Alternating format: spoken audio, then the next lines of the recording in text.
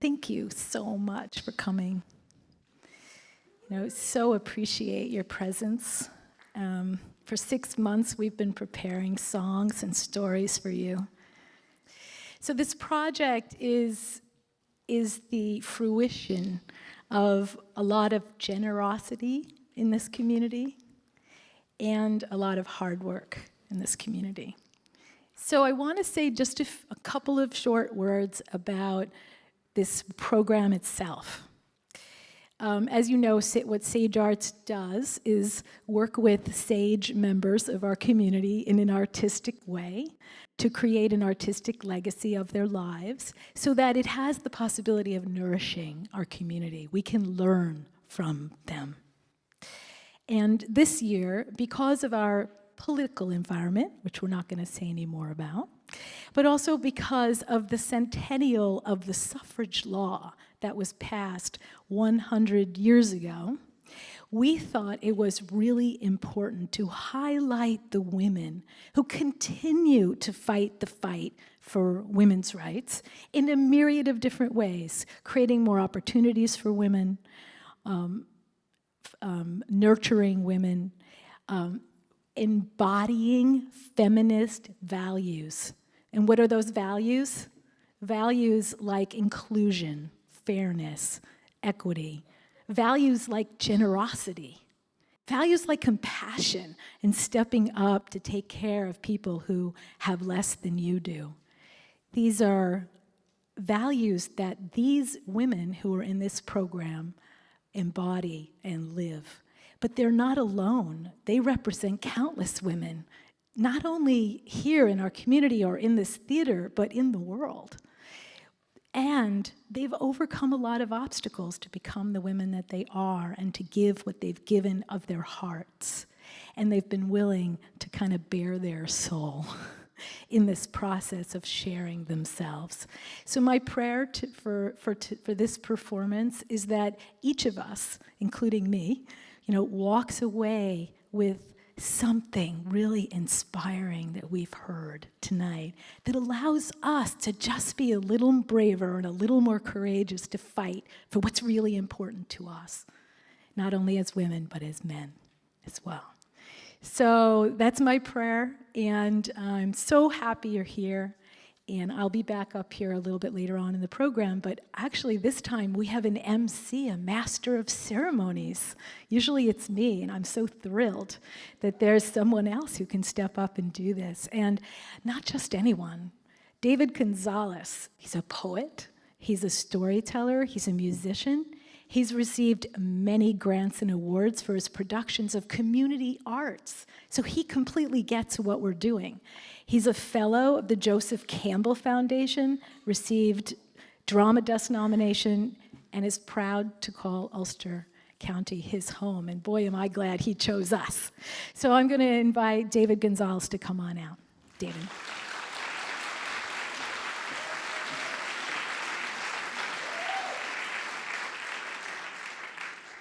So honored to be part of this event today. I was raised by 3 powerful women, and it's a great opportunity for me to pay homage. So let's get the ball rolling here. We have a long and wonderful program, and we're going to start off with a song called You Don't Have To, written by Ellie Wininger along with Joanne Steele. Ellie Wininger is a guitarist, songwriter, producer, and member of the New York Blues Hall of Fame. She's the host of Catskill Cabaret Radio and has worked with people of all ages and abilities to write their own songs. Her 4th CD, Little Red Wagon, will be released in January of 2018. Please show your love. Thank you. I had the great honor and pleasure of working with Joanne Steele on this project, and it was no coincidence, no accident that we were put together, because we both have a tremendous problem with authority.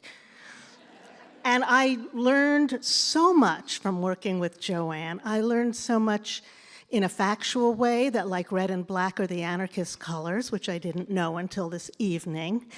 And I learned about how the path for my own activism was paved by women like Joanne.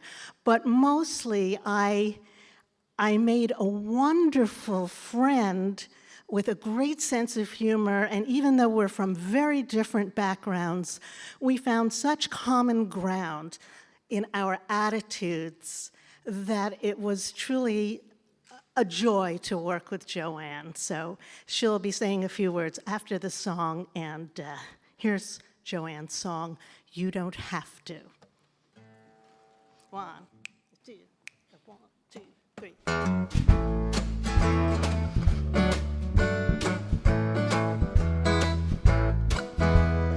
You don't have to follow orders. You don't have to follow the script. Once you see the shadow culture, you can come out and resist. And you don't have to follow the script. From New England to New York City, it was Henry David Thoreau and me. My friends were all my riches, and they helped me see thoughts are just opinions. You didn't put them there, so don't jump to your assumptions. Ask questions, be aware that you don't have to follow orders. You don't have to follow the script. Once you see the shadow culture, you can come out and resist. And you don't have to follow the script. I had to fight white male supremacy just to get my degree. And as the women's movement heated up, I had to choose who I wanted to be. When I went to get a job, I had to decide, should I wear this women's lib button? Well, I did, and I got hired. Because you don't have to follow orders. You don't have to follow the script. Once you see the shadow culture, you can come out and resist. And you don't have to follow the script. I didn't marry anybody, not a woman, not a man. I chose to mother my own life, just like you can. You were born a woman, you don't have to prove that. No one can stop you from loving anyone, yourself, the arts, the cat. And you don't have to follow orders. You don't have to follow the script. Once you see the shadow culture, you can come out and resist. Yeah, you don't have to follow the script. Now the printed word was power. No computers, we had to get the news to the stands. I named our paper Majority Report. We delivered with our own trucks and hands. You got to act on your convictions. Stand up and tell the truth. 'Cause the golden rule has no proviso, no exceptions, no excuse. And yes, we have to, yes, we have to, yes, we have to. We have to stand up and tell the truth to animals and this glorious earth. Be caring, compassionate and kind. Self-respect will bring you happiness. Be grateful that you're alive. And you don't have to follow orders. You don't have to follow the script. Watch out for the shadow culture. Come on out and resist. Yeah, you don't have to follow the script. Oh no, you can mother your own life. You've got to live your unique life.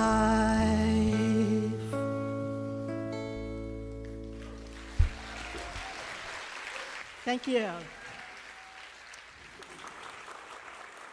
And now please welcome Miss Joanne Steele, wearing anarchist colors. I didn't even know that. Come on.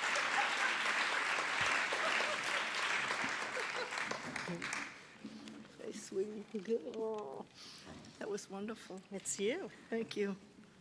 It's you too, Ellie. Let's see. Yeah, it's really hard to see people. I don't have to repeat that, though. Thank you, Ellie. My pleasure. You're fab. Let's face it. Now she's one of my peeps. Let's see. I brought some papers up to show you. You'll notice my Boston accent. I was raised on a New England farm. Let's see. I was born in 1940. This is a copy. This is actually my favorite copy of Majority Report, which you can probably not even see from there. So I'll read it a bit, just a bit. The headline, Grandma, what big files you have. And it's Little Red Riding Hood in bed with the wolf. And it says, documents from the FBI's crusade to save America from women's liberation. Whew. We're so grateful. 8 agents in one campus women's group. Huh? Remember, you paid for it. Okay, next is feminist events. That's on page 12. Rape warnings. That is, women reported what was going on here and there. Husbands exchange. Yeah, husbands exchange. We got calls from all over the country about that one. And then, of course, women's health. And the headline under the phrase document of the month, which refers to intelligence activities, United States Senate Resolution 21 hearings before the United States Senate Select Committee to study governmental operations with respect to intelligence activities concerning the FBI. Can I ask a question about all this? Of course. Are these documents available for us to see somewhere? They're right here. You kidding? So We don't ju- skimp. these deserve to be in a important archive that we can all see. And I'm sure you would love to, would you not? In the interest of time, we're going to have to move along. On All right. behalf of Sage Arts, we'd like to present you these beautiful flowers and say thank you so much. Thank you. Thank you. Woo-hoo. Woo. All right.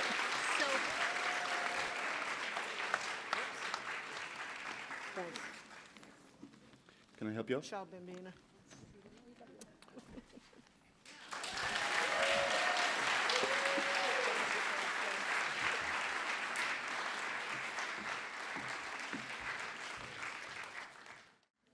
Our next song is called If Our Cause Is Just, written by Vicki Russell with Mana Jo Green.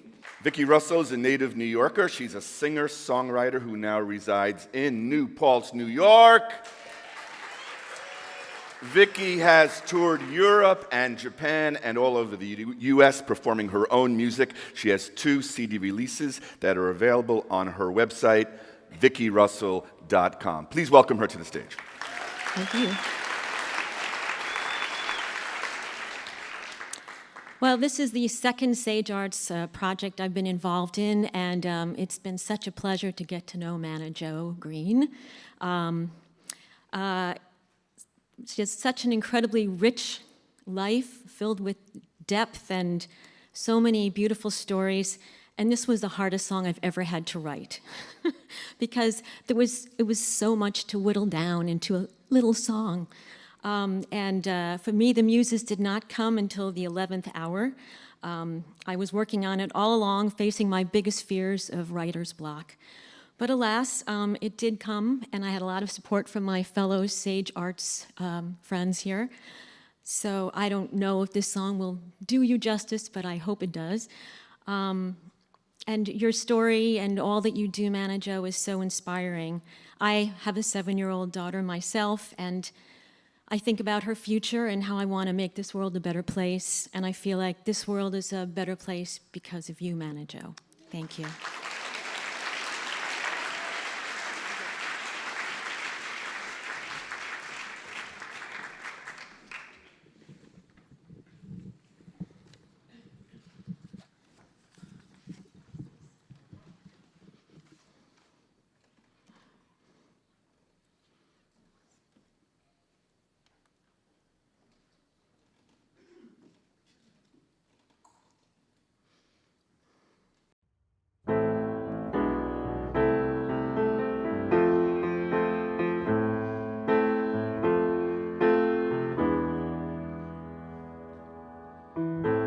Back in the day when life was black and white, during the time of the fight for civil rights, saw Dr. King, I heard his dream, started to lobby in D.C. He was a cause that needed me, and I would stand and fight. Living in school from the young age of 4, women of color would walk the floor. These nurses at night, they'd tuck me in. It didn't matter what color skin. These were the women who were my true kin. For them, I'd stand and fight. If our cause is just, if our cause is just and we're persistent, oh,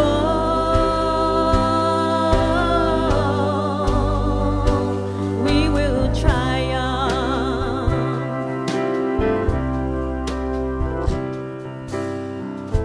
Standing in Congress, up in the gallery, watch the bill pass in victory,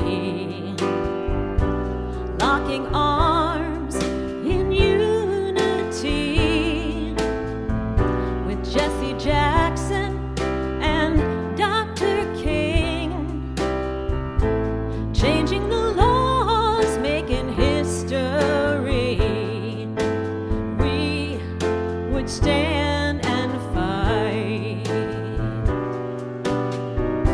I worked as a nurse in critical care, just like my nurses who'd always been there. Saw all the sickness pollution can bring, and then I heard Pete Seeger sing. That's when I started recycling. I would stand and fight. If our cause is just, if our cause is just and we're persistent, oh, we will triumph.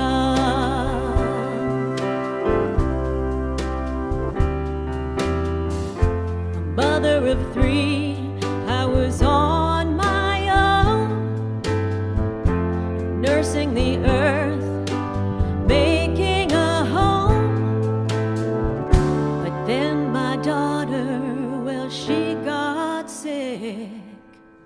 Khadijah left us all too quick. She made me promise that I'd never quit, that I would stand and fight. I went to Iraq on on a peace brigade. Before I went, I was afraid. So I asked Pete, should I go to Iraq?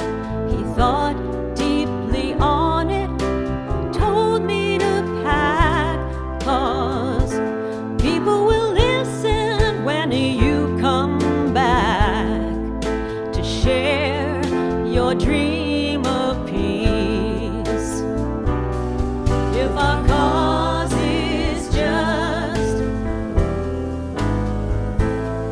if our cause is just and we're persistent,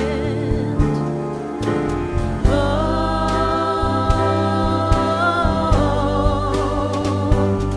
if our cause is just,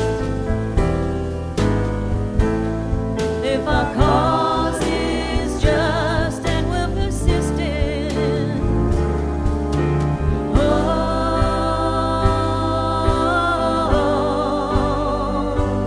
we will triumph.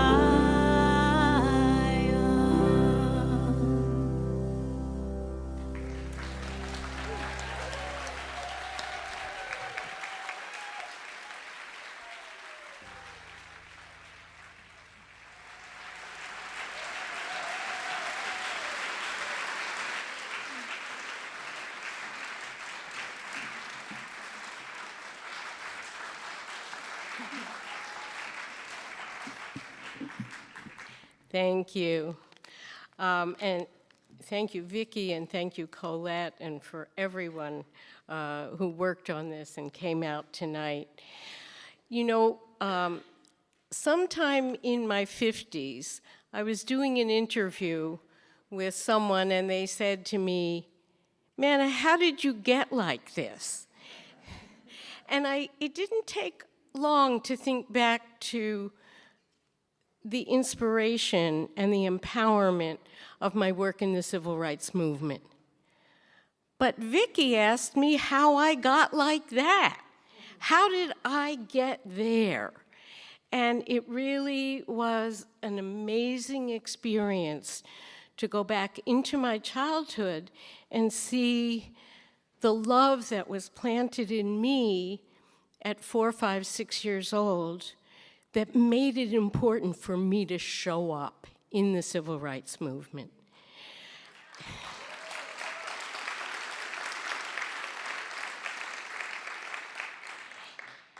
And it's been a long and interesting journey. I want to thank my family for putting up with me. It hasn't always been easy because my passion has sometimes been a real driving force. But as I come into the last phase of life as an elder, I realize how important it is to always come from a place of kindness, the heart space, what some call mindfulness. And that's what I've been practicing recently, is how to stay in that space even under stress. And then the last thing I'd like to leave you with, for those of you who are, I've been on the verge of despair, and I don't go there because it's disempowering, and I want to be able to stay useful. I want to do it while I'm here, as Phil Oakes would say.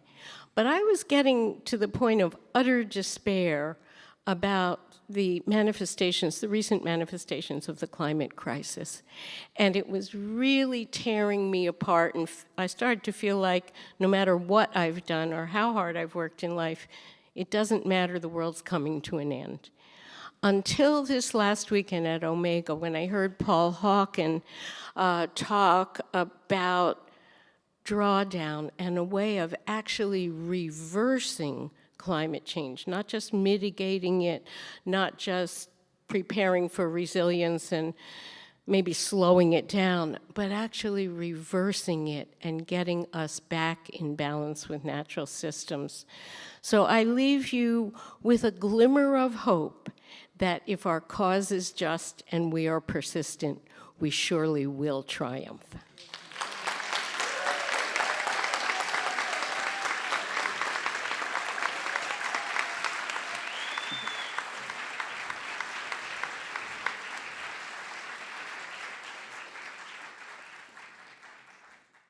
I'd like to welcome to the stage now Joanna Rote. She's a theater artist. Last year, Joanna moved from Philadelphia to a peaceful place in the Hudson Valley. For the previous 33 years, she was in Greater Philadelphia, where she directed, performed, produced, wrote about theater. Her home base was Villanova University, where as a member of the graduate theater faculty, she taught aspiring young actors how to be truthful on stage. Please welcome Joanna.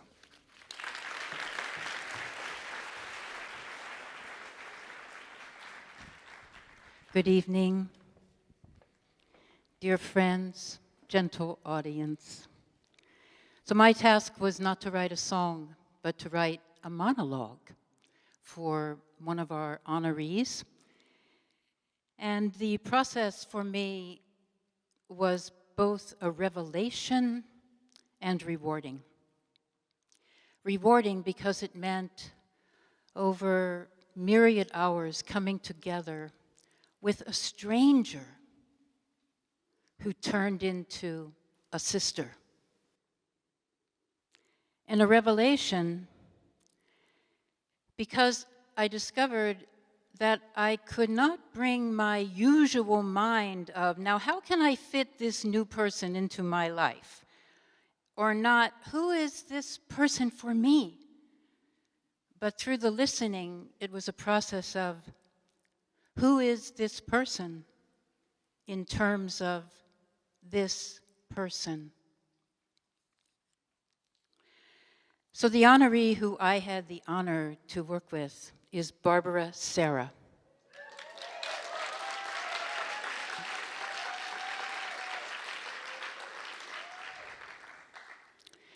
I discovered through our meetups and listening that Barbara Serra is a reflective human being, and reflections became the basis of the monologue. The other interesting aspect about my work with the honorees is that they will present their monologues. I will not be doing it for them. So I want to say that Barbara's reflections that she will deliver here are about a woman who has built a lifetime of leadership in creating caring communities. Barbara, in fact, is so remarkable a woman that it takes 2 women's names to name her. Please join me in welcoming to the stage Barbara Serra.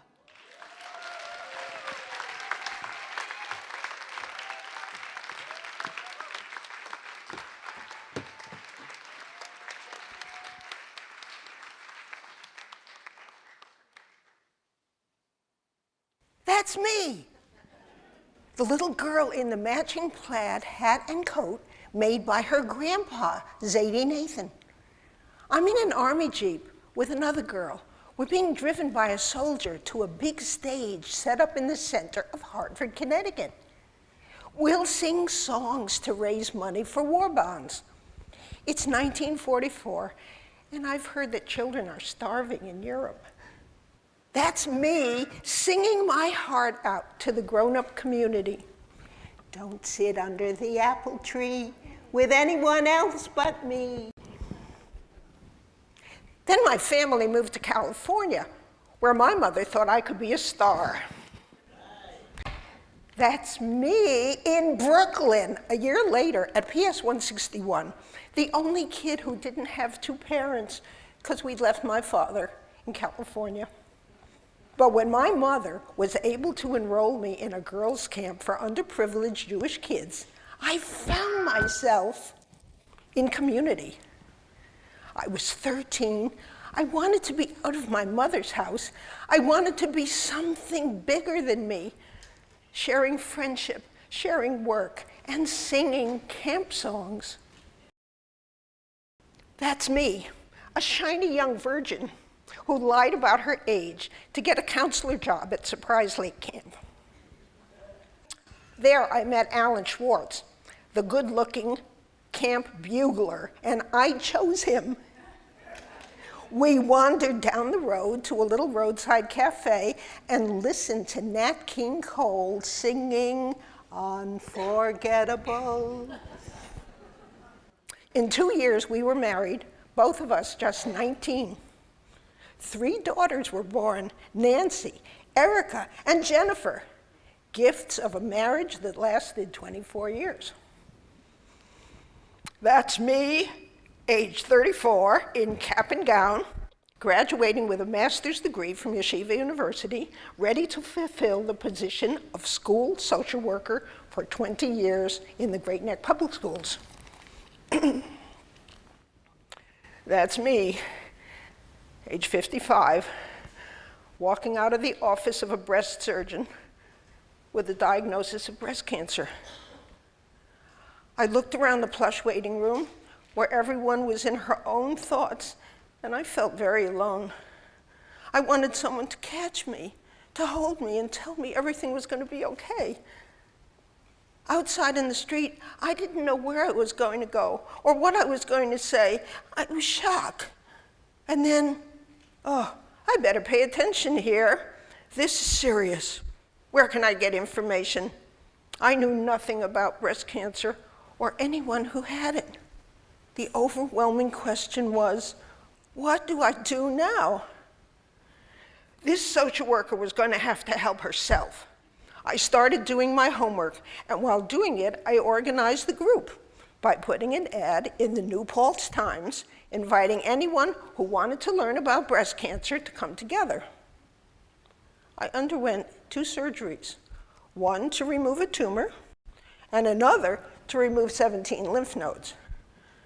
Then Jean Houston, my spiritual teacher, summoned me to her home. She offered a guided imagery, closed my eyes. Sitting in a stream of light, I gradually felt the light suffusing me. I began to visualize radiation in reverse, that my breast was being irradiated from the inside out. I made a bargain with myself and decided to decline the recommended treatments of radiation and chemotherapy. Instead, taking a risk, I chose to participate in an experimental protocol to support my immune system.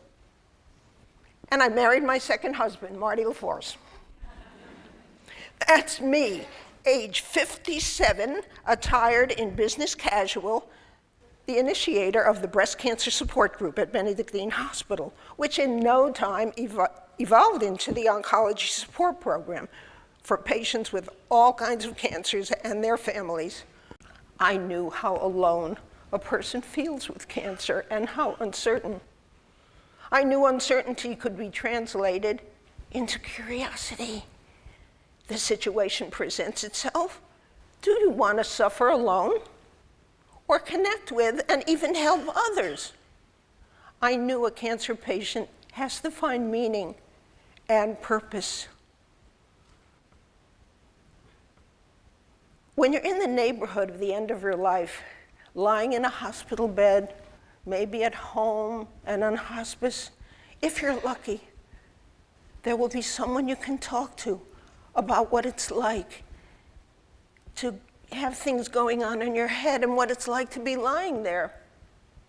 I became that someone through 20 years of visiting cancer patients.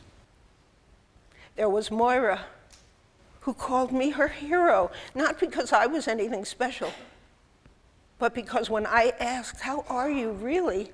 she knew I really wanted to know. Truth is, Moira is my hero. She is the consummate example of how to live wholeheartedly with cancer, putting love in every crochet stitch. And then there was Carol, not fighting or denying her death, but talking about dying and asking me to wash her Christian body in the way of the Jewish tradition after death. That's me, 1 month ago, dressed in this black and white top with elephants on it. I'm leading a deaf cafe in the garden room of the Katona Library. We are a community listening to each other. We're sharing our fears. We understand that in our society, death is the elephant in the room. 3 of us are finding girlhood memories from the Second World War. Anne was in England with blackouts and fathers going to war. Marlise was in Munich with bombs and fathers not returning from war. I was singing my heart out on a stage in the center of Hartford, Connecticut.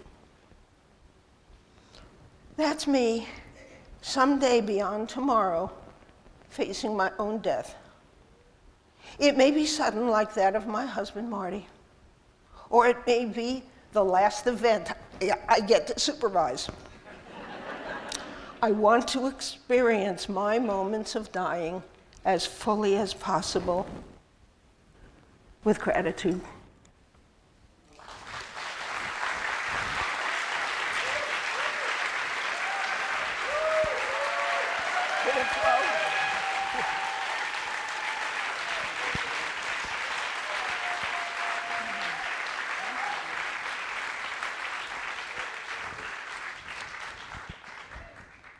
So, Barbara, That's me. how was it to work together?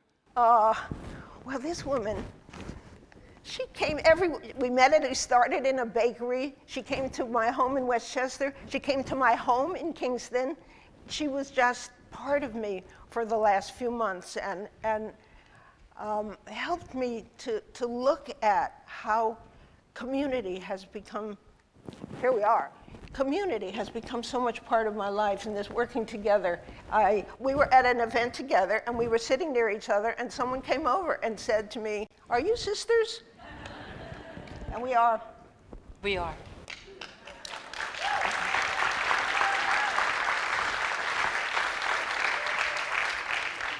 On behalf of Sage Arts, Barbara, thank you for being Barbara.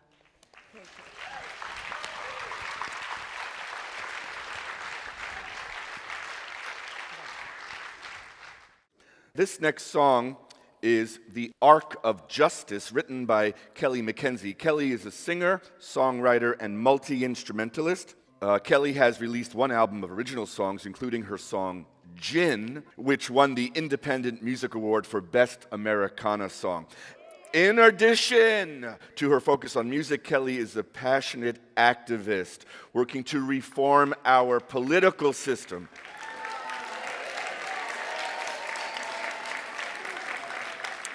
She's working to provide economic, racial, social, environmental justice for all. Please welcome her to the stage. Thank you. So this is my 4th elder that I've worked with Sage Arts, and Connie Hogarth is 90 years young. Where are you, Connie? There you are. And I have to say, similar to what Vicki was saying, in all of the time I spent with Connie hearing her stories, it's like she's lived multiple lives. And at every movement for justice, all different kinds of justice, she has been right out at the forefront, starting with banning nuclear testing and fighting McCarthyism and moving all the way up through just movement after movement after movement. And I have to say the thing that so struck me is her deep, deep love for life and people. Throughout all of this cause, there's just this incredible love.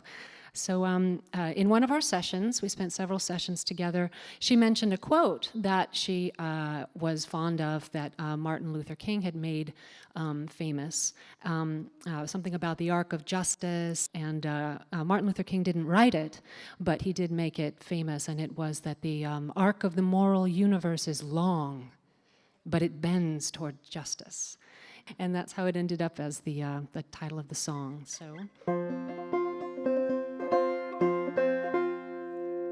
So this is for you, Connie.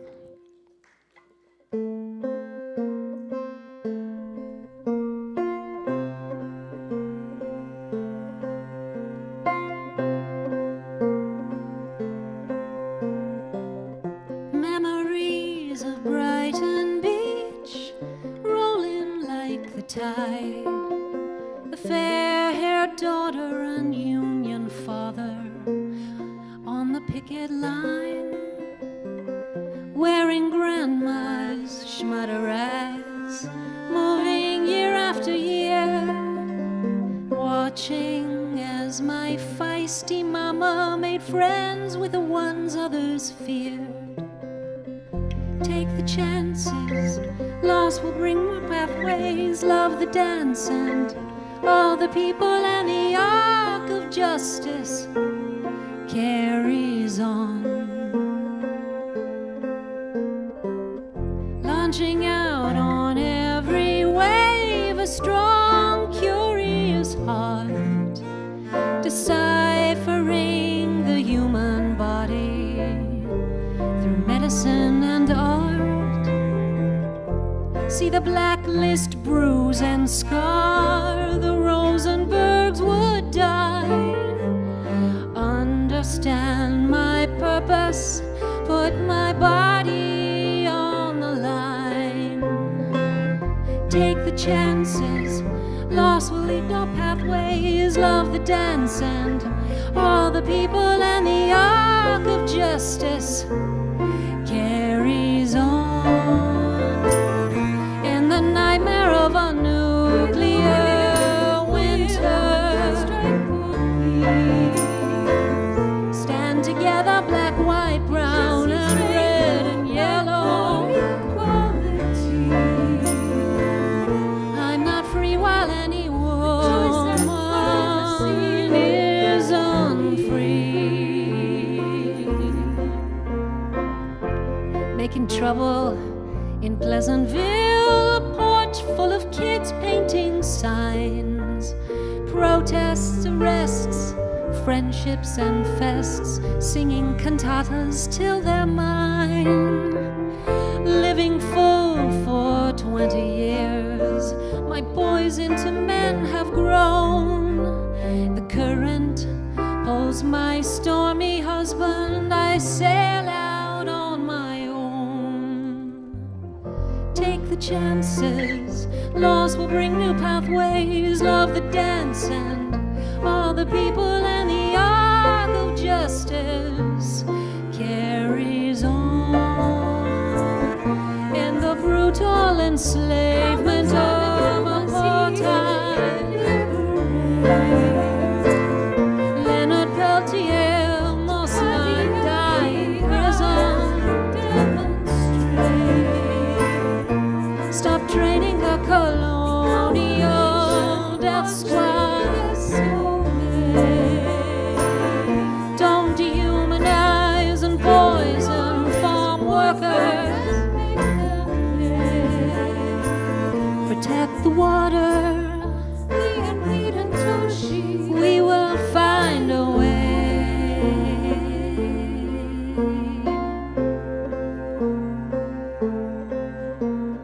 Floating in the bay in Wellfleet, my love finally found.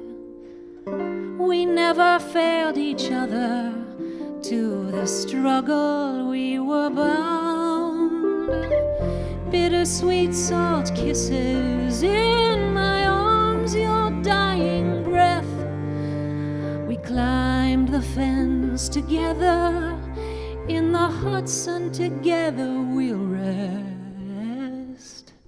Take the chances, loss will bring new pathways, love the dance and all the people, and the arc of justice carries me on. In this one infinite moment we belong.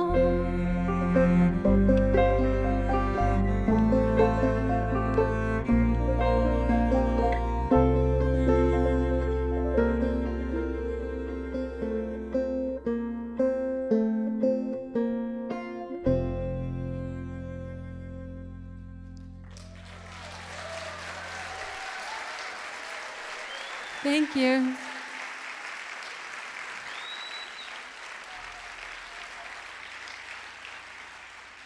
The one and only Connie Hogarth.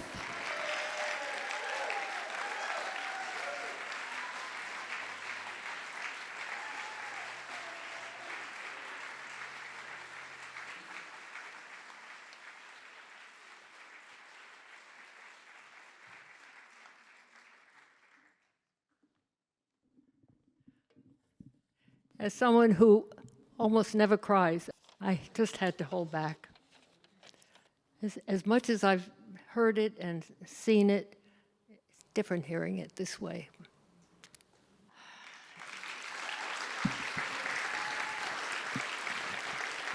My joy and deep, deep thanks to Kelly McKenzie.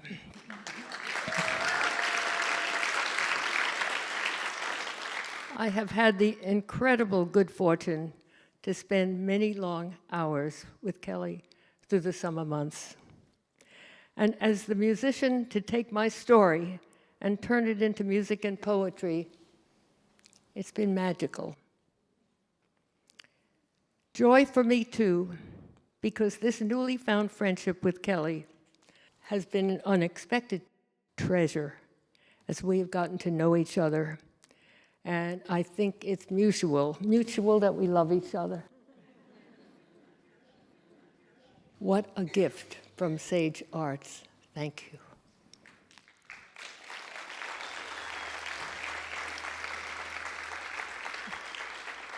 Lastly, this project, sharing our stories and seeing and hearing them converted and transformed, may help to embolden, empower, and inspire younger people in some measure.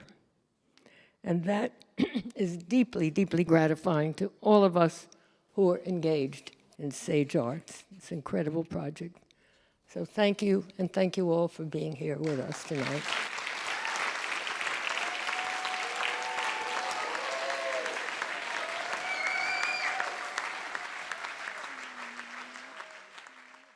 Now I'm going to introduce Carolyn Reeves, who's the high school student who participated in this beautiful project.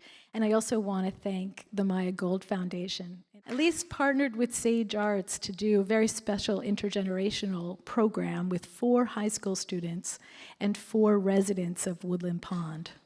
And they explored themes of what it means to be a female in the world today at various stages of development, from young girl to womanhood. And as a result of their exploration and their artwork, they've created this beautiful backdrop.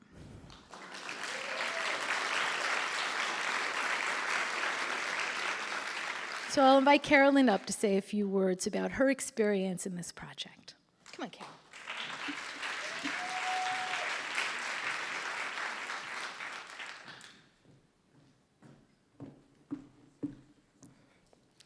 I just want to say that I didn't really know what to expect coming here tonight, but I'm truly inspired by the music and the women that I've come to get to know through the songs and the speeches and the monologues, and this is just a really inspiring experience. So, what does it mean to be a woman? This was the rather daunting question that our group of elder and young women were faced with. So we began this process by engaging in rich discussion. So some topics were what being a woman meant to each of us individually, the struggles we faced, the triumphs we've overcame.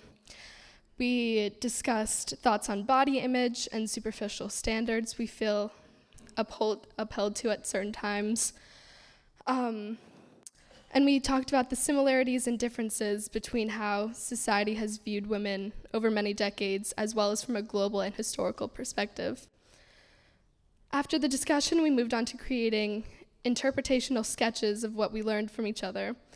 And the outcome was really spectacular and unique. There was so much variety, and the ideas ranged from abstract uses of color and bold images of nature and even 3D constructions of womanly figures. The hardest part was figuring out how to put all of these creative interpretations into one cohesive piece and determining what symbols truly convey this enriching discussion that we had just engaged in. So to me, the piece really only satisfies a fraction of what it truly means to be a woman, but it better represents the powerful collaboration between multiple generations of women coming together to share stories, innermost thoughts, and intimate pieces of life. I savored the time learning from the elder women's perspectives and was intrigued by the women my own age, hearing similar perspectives to my own. The wisdom passed on to me by the elder women will remain with me throughout my life. They have passed the torch to me, and I aspire to continue to pass the torch to future generations.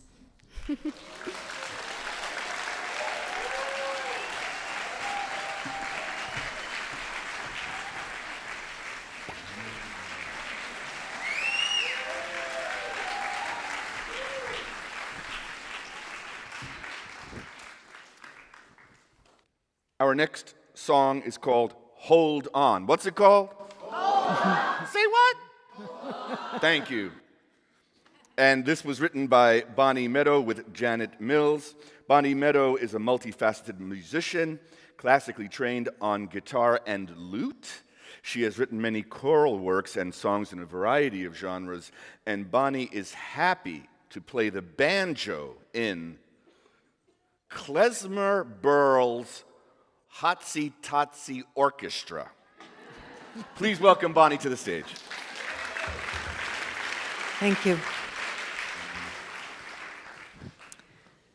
You've heard a lot of talking, so I'm going to try to be brief, but this is my third program, my third project with Sage Arts, and it's an incredible blessing to be invited in to the lives of these elders. And each one is completely different because the person is uniquely themselves. So I had the beautiful pleasure of working with Janet Mills this year. Janet, also known as Miss Peachy, I'm told, in her community. This is a woman of incredible strength, a profound faith, and deep integrity. She has stepped up time and time again to care for others under some very terribly trying circumstances, but she goes back to her faith and gathers her strength, and sometimes you gotta just hold on when things are challenging. So a couple little slices of Janet's life in this song, and hopefully a lot of her faith comes across because that's Janet.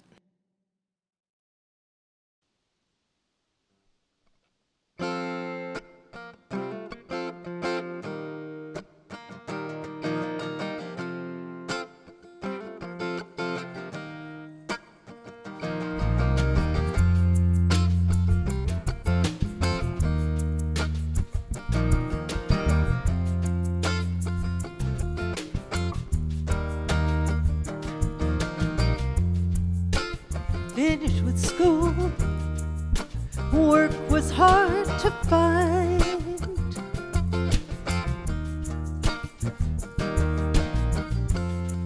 When they saw my face, the position had been filled.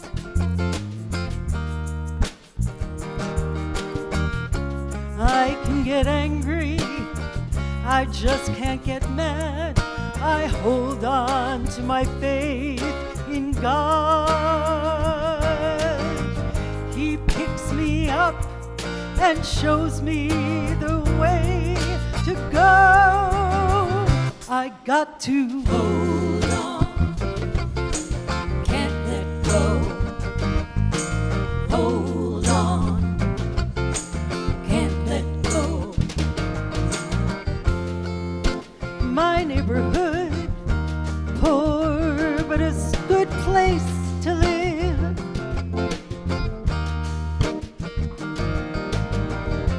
Calling my son from the back porch, sweet to remember.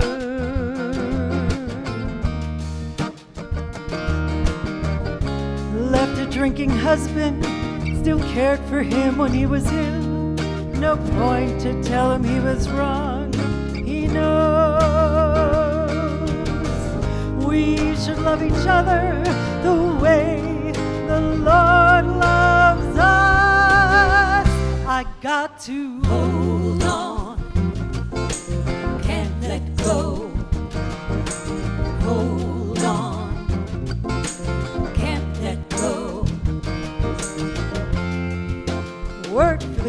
County, 33 years.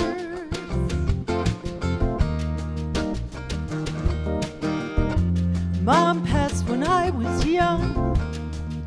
Dad was always there.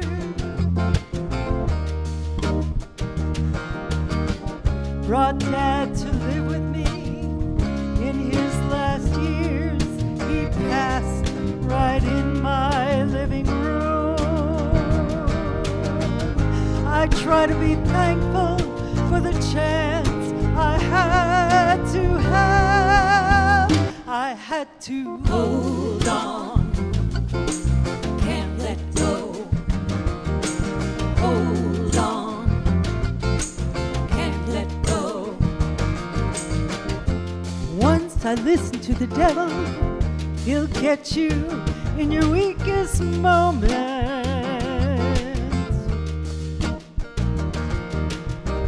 My spirit was lost. I couldn't live with myself.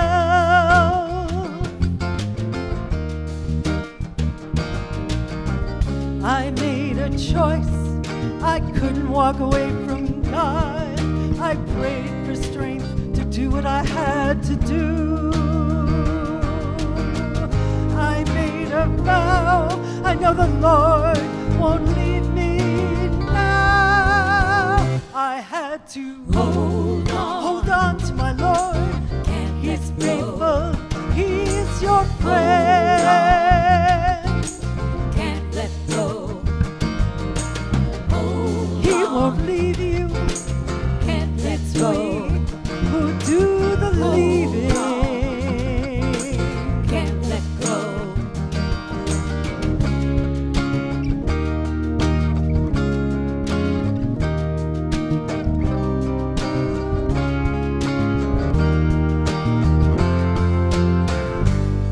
My sister reached out.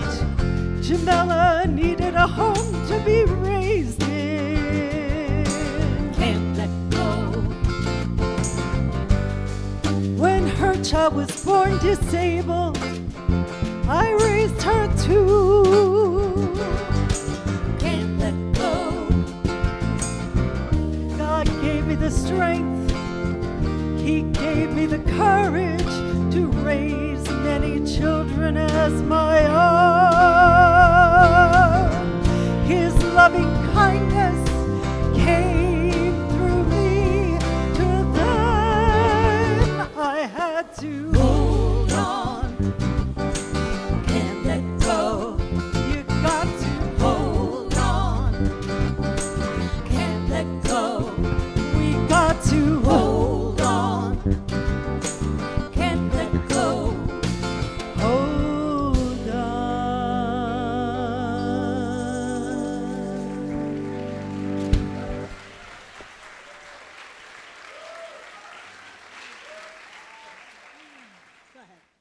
You got to hold on.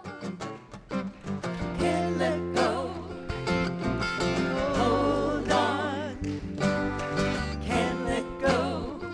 Hold on. Little traveling Well, here I am. First, I want to say, to God be the glory for all the things that he has done. When I was approached, and then when I heard the title, Remarkable Women, and I was saying, I really haven't done anything so outstanding. But I spoke with another lady, and she asked me a few questions. So anyway, I got to meet this lovely lady, Miss Bonnie Meadow. And truly, I thank the Lord for sending her in my life. She was just like a breath of fresh air. But as I stand here tonight, nothing to boast about. All my boast is in Christ Jesus. And I try to do, as he said, whatever we do, it's our reasonable service He says that in Romans 12:1. And I thank you all for even considering me and having me here. That's it.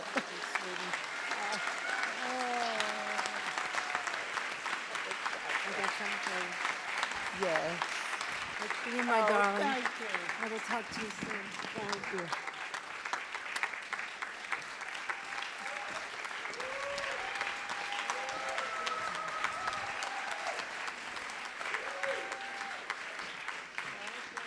This next song is called Give, written by Sarah Parada for Darlene Pfeiffer. Sarah Parada is a Hudson Valley native, currently working on her 4th original album of piano-based atmospheric rock. Doesn't that make you want to know what it is? See her after the show. Sarah holds a degree in jazz studies from New Pulse and currently teaches voice and piano lessons, and she's in several bands and studies sound healing and lives with her husband and 2 young boys in the Catskill Mountains. Please welcome Sarah. Thank you all. I had the pleasure of working with Darlene Pfeiffer, who is the first female entrepreneur of Ulster County. She owns several Kentucky Fried Chicken franchises, and she was also the founder of the entrepreneurial division of SUNY Ulster. And I had the pleasure of meeting one of her scholarship recipients. Every year she gives a generous scholarship to a young person who wants to go to a SUNY school. And this woman was so inspired and so grateful from the scholarship that Darlene had given to her, and it truly changed her life. I asked Darlene what is one kernel of wisdom that she would want to pass on to the future generation, and she said, to give. She said, to give is to live, and to live is to give. So thank you, Darlene, for giving me that beautiful message to deliver to all of you tonight. This is Give.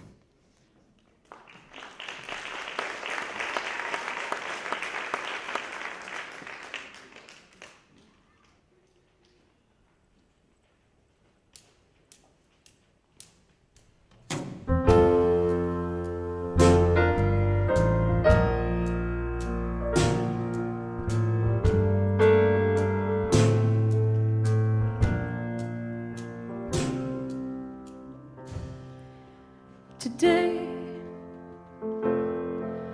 tonight, and all through our lives, we strive to walk a path that's true.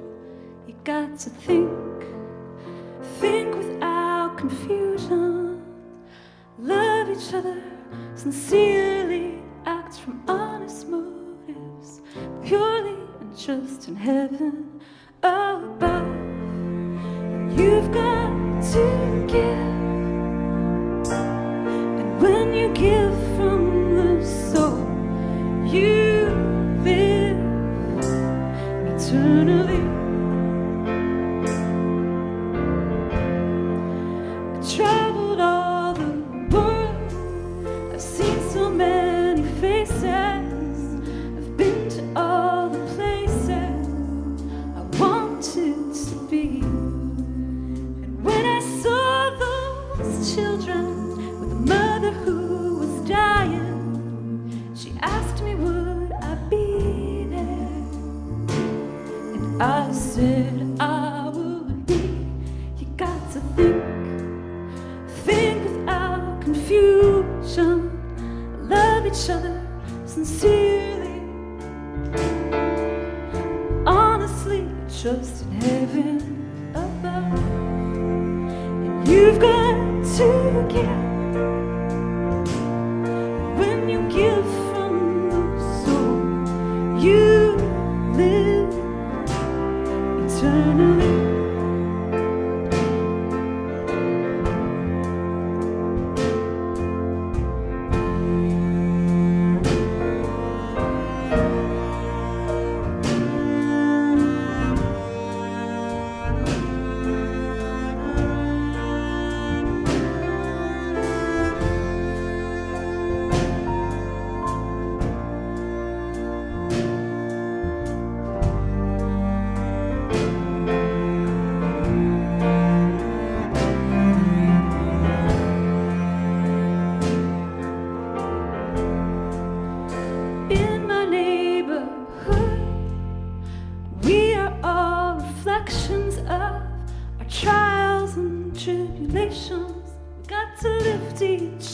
up and take a look around you. If all of us are giving, then all of us are living abundantly. We carry the torch, splendid flame, may it brighten up your way. You see that light shine, it's yours and it's mine. We've got a hold of this right now.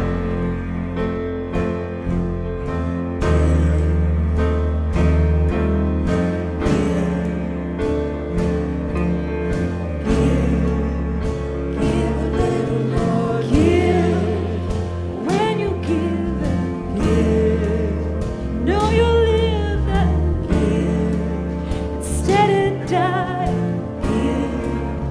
Give a little more.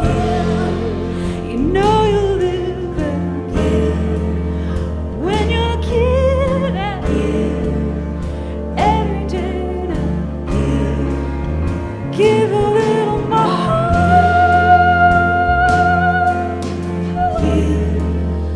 Give a little more.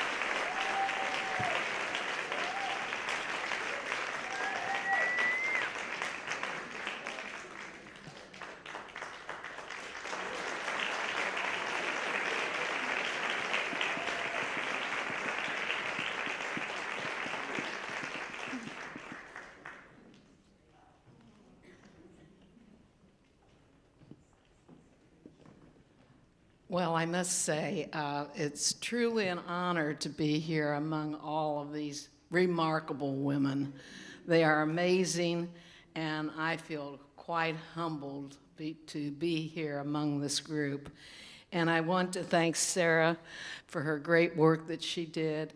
I gave her several speeches I had written to take to home and study, and she really captured it very succinctly, very sweetly and wonderfully. So I thank you, Sarah, for that. Thank you. Thank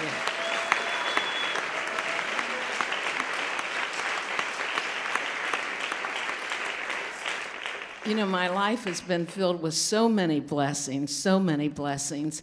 And one of the greatest blessings, though, is to be able to give. God has blessed me richly to be able to give, because I grew up very poor and didn't have anything, and I know what it would mean to get a scholarship, and so I'm just really blessed to give. And as she said in the song, when you give, you live more joyfully, and when you give, you live more abundantly, and when you give, you really live eternally in those people that you help. So thank you for this wonderful honor, and thank you to all my fellow honorees, and I appreciate being here. Thank you.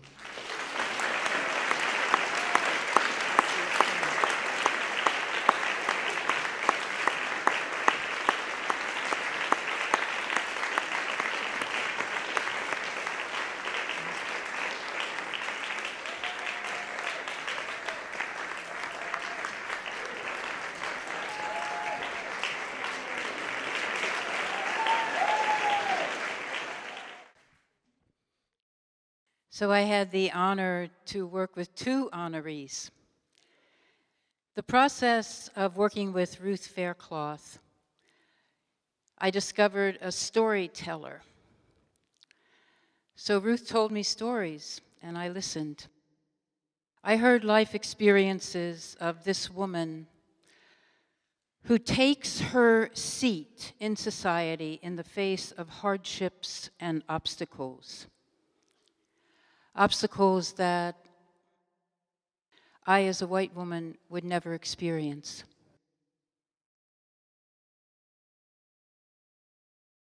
Being with Ruth is like being with the force of nature. But that's a kind of cliche, so I thought, what does that mean, a force of nature? And I thought being with Ruth is like being in all kinds of weather, and it's thrilling. There is the vitality and the humidity and the gentle breezes, and most of all, the lightning that can stop your mind.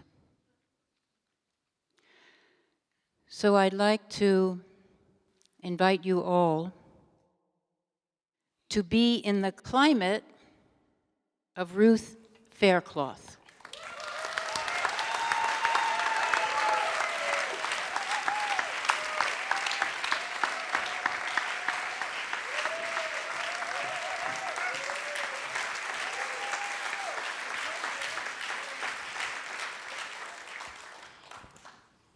I was born with a veil over my face.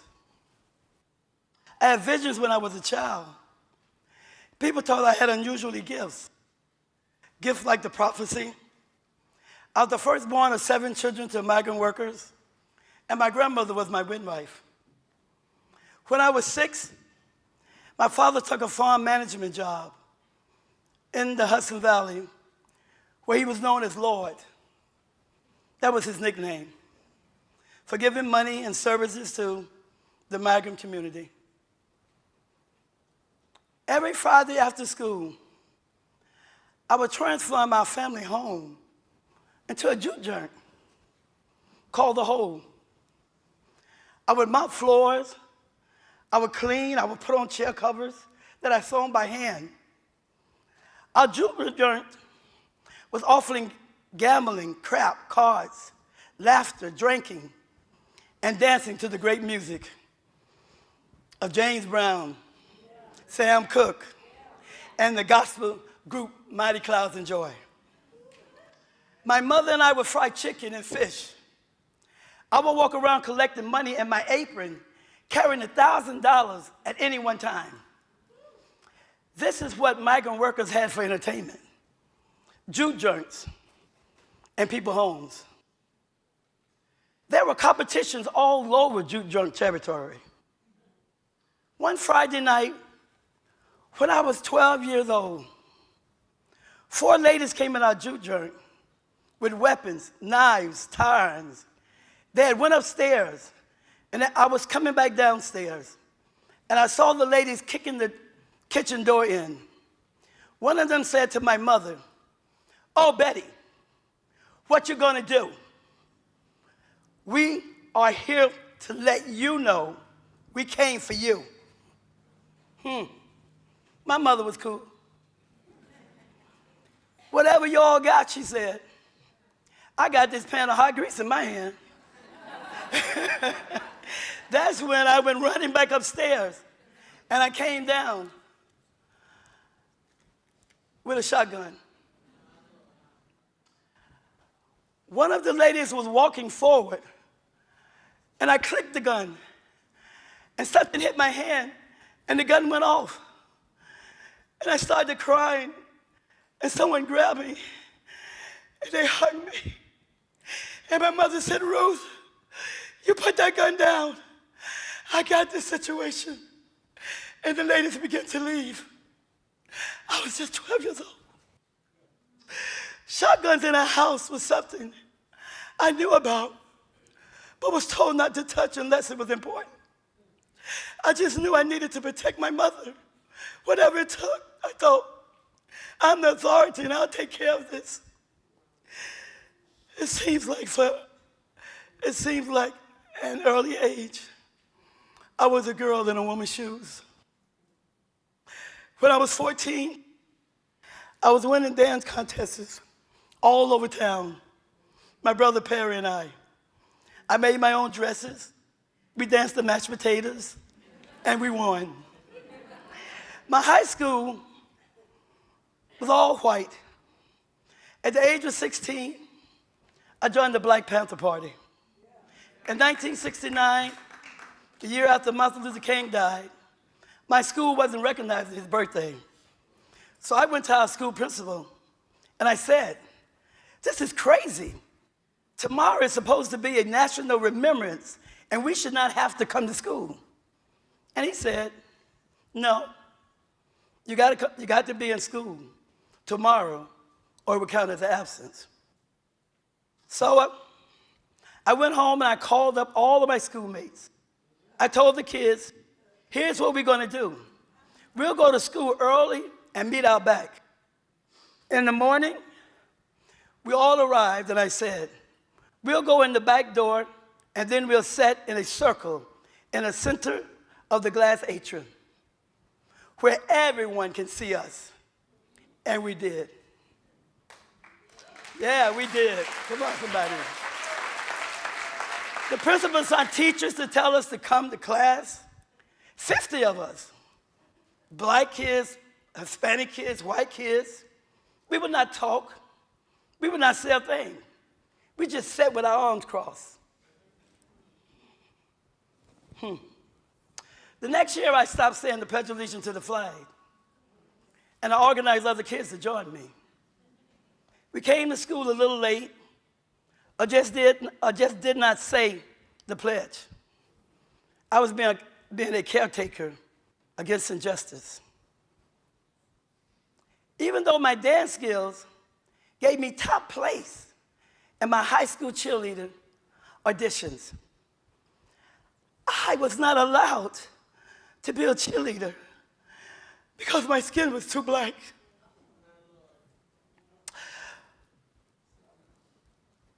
Moses brought the children of Israel out of slavery, and I wanted to follow a path of justice. After high school, there was a choice to make. Go to college or get married. I had a scholarship to Hampton University in Virginia, and I had a 10-month-old baby daughter. On one hand, I was going to the meetings of the Black Panther Party, and I liked what Huey Newton was saying, and I admired Angela Davis. If I went to Hampton, I could be an activist like Angela Davis. On the other hand, I knew my baby father since age 15, and we had went to the prom together at 16, and he was a great supporter. I was so busy sewing my wedding dress that I hadn't stopped to consider my choices until the day of the wedding.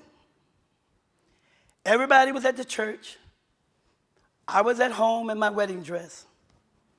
I thought, I can be a great activist, or I can get married.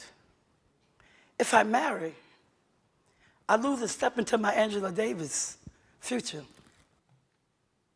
But if I don't marry, I lose a proper childhood for my daughter. 5 hours went by. And the pastor sent someone to get me. And I chose the American dream. Max and my husband of 47 years.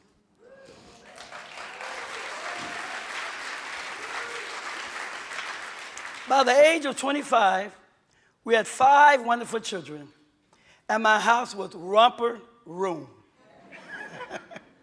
In my 30s, I was feeling wild and free. It was all about me. I'm every woman. Out dancing, living apart from my husband.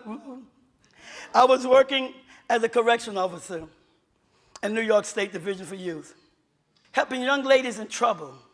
One of the greatest jobs I ever had, until one of the girls jumped on my supervisor, and I went to take her down and ended up badly hurt. Isn't it a wonder how this woman became a minister? Yeah, I had sense of ministry from a young age. It started with childhood visions of Abraham Lincoln. It grew into a sense of caretaker for all people in need, for everyone in the world, for all races. My dream is that every child have the opportunity, if for only one week of a summer camp, just to be a child. In my late 30s, my husband and I was a member of a church. He was assistant pastor, I was the evangelist. There was an election for pastors, and my husband lost by 1 vote. He stayed with the church, but I wasn't into the new pastor. I went to the other members who also did not want to be under the new man. I brought them together for prayer services at my home on Friday night. Instead of a juke joint, like in my childhood, it was church in my house. We got bigger and bigger. I talked to the bishop, and he said, Ruth, you can do it. So I started a church service on Sunday at another member's house, and faith just began to develop. One day when we were sitting in the home church, and my husband walked in, everybody looked, and I said, wow.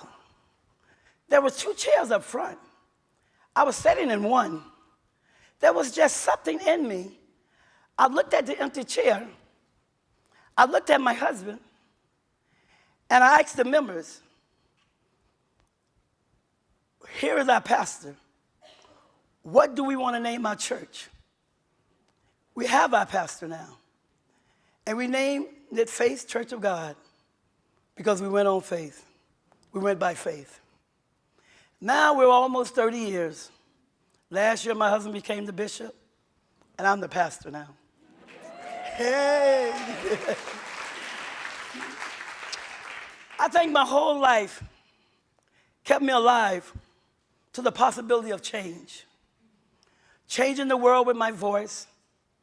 When I was in the Black Panthers, I was not a fan of Martin Luther King. When I got older, I said, let's do it the Martin Luther King way. I think this is where my fight for justice came in. It's not so physical now. With the ministry, I can protest. I can stand up. I can sing.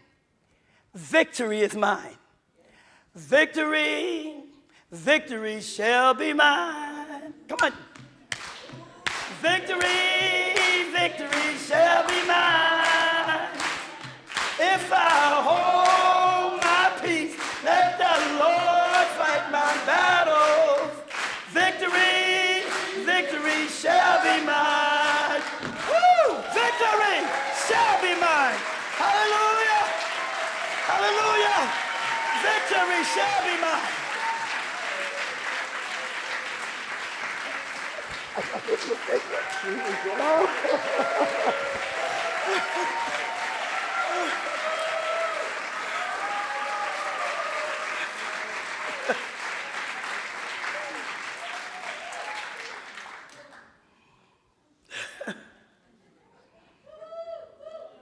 Yay, Ruth.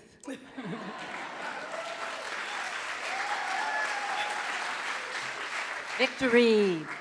So, Ruth, would you like to talk a little bit about this process? When I first heard about this process, someone had told someone and given my name, and I want to thank that person again. And I thought, sure, I'll get in it. When somebody's going to sing my song, I'll think of something. I'm pretty cool at doing that. And then all of a sudden, Joanne came, and she said, oh, no, we're not singing a song. She said, you're going to do a monologue. I said, a monologue? What are you talking about? And the next thing I knew, I thought it was like 1 day, 2 days, maybe I'll see her. I mean, it became week after week and hour after hour, and I was like, oh my God, this is a free job. I'm not doing it and getting any money for this. And then I realized that it was something inside of me. That little girl was still lost in there somewhere. And Joy, I want to thank you, because it was during a time in my life now that I needed a friend.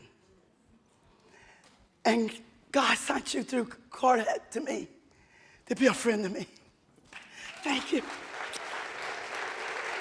Thank you. Hallelujah.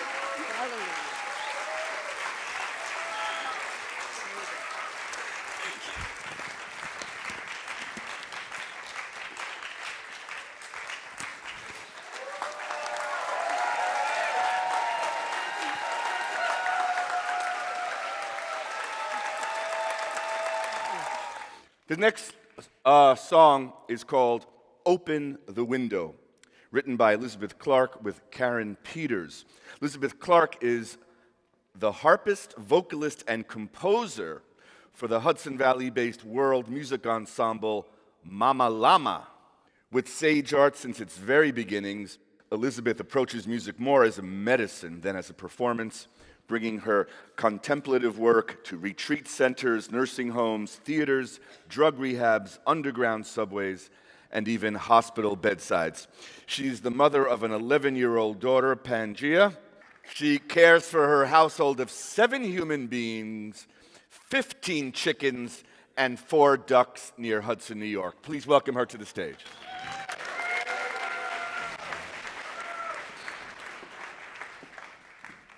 Hi. So I had the honor to work with Karen Peters, and I must say that I felt almost a little intimidated in the beginning, just because, you know, well, first of all, I've been a troublemaker in my life, and but then I realized through our conversations that so is she.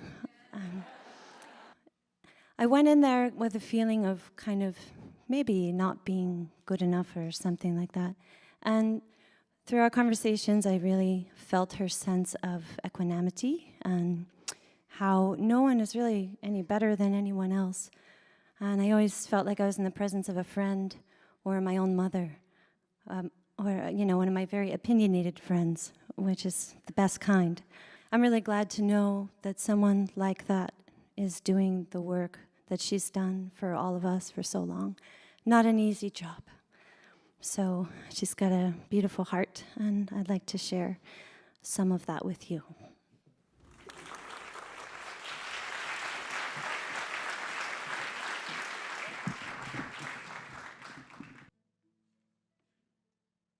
Open the window.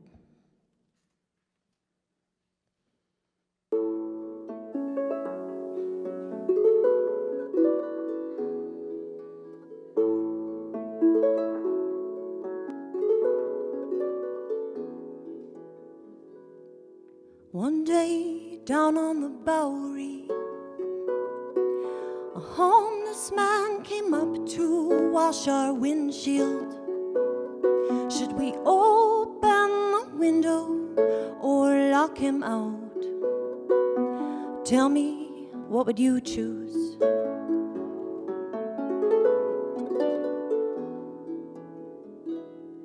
From the Bowery or the boardroom,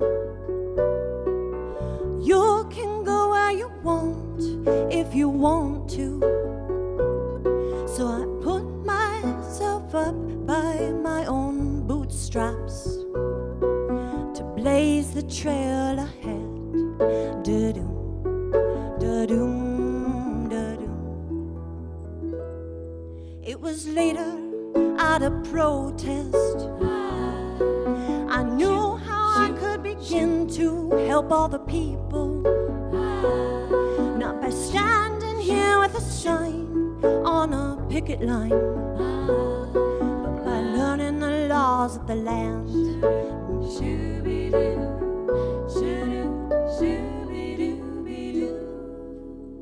Just after I was elected justice, I got invited to all kinds of parties, but those men still thought that I should be their secretary. So I wrote them each a letter to decline. Here's why. And it said, "Dearest fellow justices and lawyers, your fine establishment still won't admit any women. And if we can't change that silly little policy, I'd rather be home washing my hair."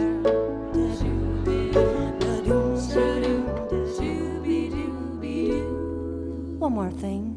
Only toddlers use gavels. Come on now, what's that thing doing in a courtroom?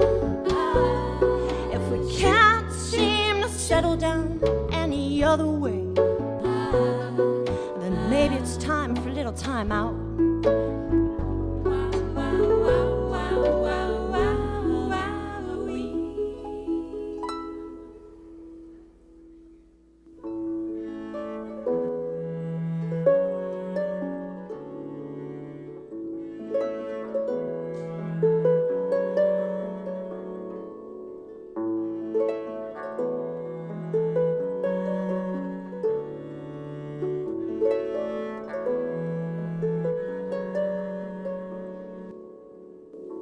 None of us here are better than another. All deserve fairness and a helping hand. Whoever sits high on the throne still sit on their bottom. All deserve justice, no matter who you are. Words often spoken, but without any action. Let's live the philosophy that we describe. Our lives should speak more loudly than our lips do. When we open the window, we open the heart. Open the window and open the heart. Open the window, open your heart.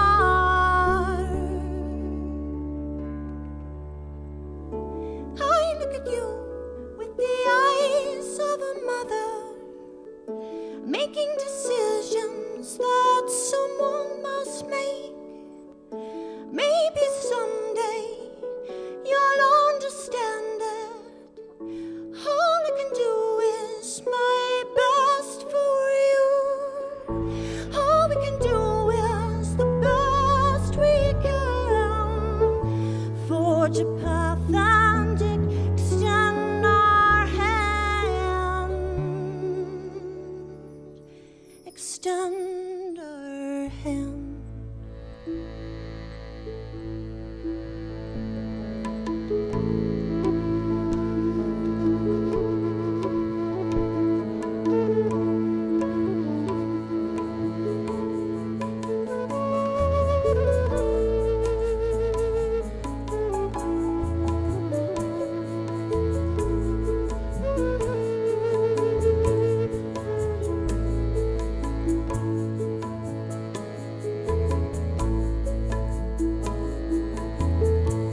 We are the peacemakers,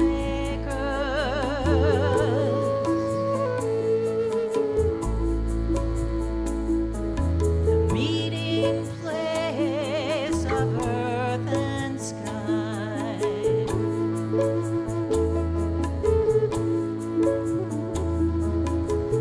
Open the window, open your heart.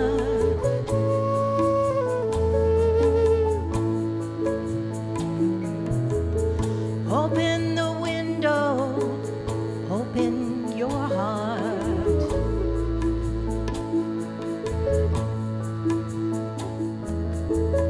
Open the window, open your heart. Open the window, open your heart. Open the window, open your heart. Open the window, open your heart. Open the window, open your heart. Open the window, open your heart. Open the window, open your heart. Open the window, open your heart. Open the window, open your heart. Open the window, open your heart. Open the window, open your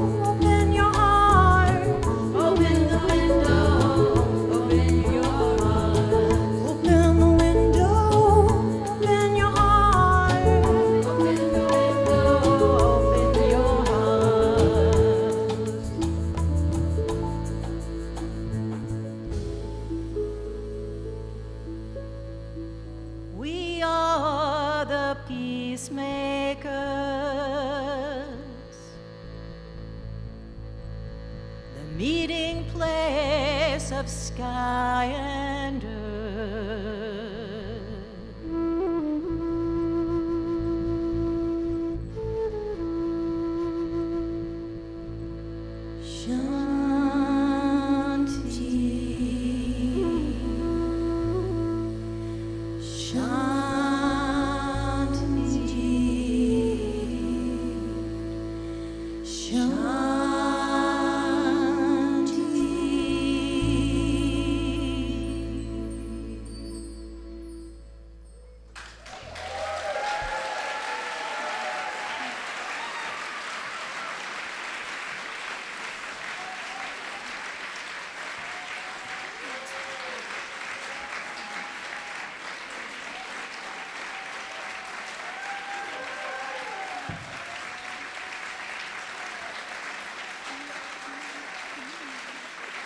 Well, that was scary. So this has been just such an amazing journey. You know, those of you who know me know I've been a judge for 34 years, and I can sit on the bench and try any kind of case and decide any kind of appeal. But there is one person that has touched my soul this year, and she is standing to my right.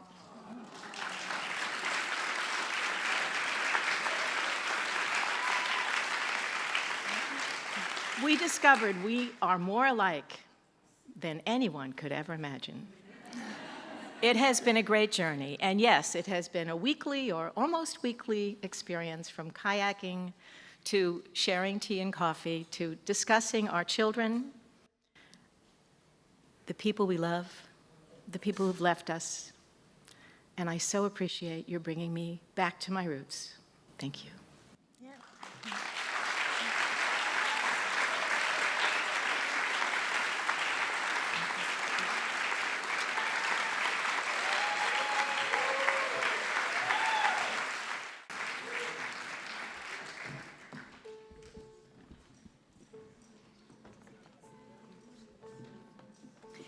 We have one more finale piece to share with you, but before we do, I just want to say, see what I mean?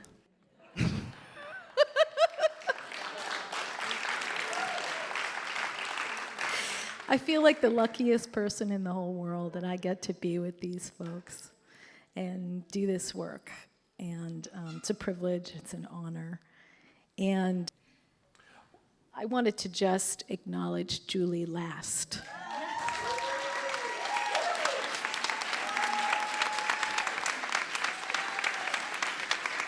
Last but not least, Julie has been a great gift to Sage Arts. She's taken these songs and she's polished them and she's brought out all the beauty and fully fleshed them out with all the voices and the instruments, and she's brought all the musicians, and she's such a gift. And she's also got a recording studio in Coldbrook Productions, it's called. So if any of you would like to make a CD, give Julie a call. She's really talented at that. And now, for the finale, before we do that, I'd like to introduce, may I? Again, just to say thank you to, again, Julie Last, the artistic director, Elizabeth Clark, Bonnie Meadow, Kelly McKenzie, Sarah Parada, Joanna Rote, Vicki Russell, Ellie Winninger, sorry. Also, our musicians, Manuel Quintana on drums, Cornelia Logan on cello, Kyle Exposito on the bass, and Eric Archer on tablas, and Luis, my brother, on the flute. I forget your last name, but thank you. Thank you all so much, and now we have a wonderful finale. Thank you so much. So we have one more song. I invite you all to stand up. And this song is not just for women, it's for everyone. We're gonna keep on walking forward. Gonna keep on walking forward. Gonna keep on walking forward. Never turning back. Never turning back. We're gonna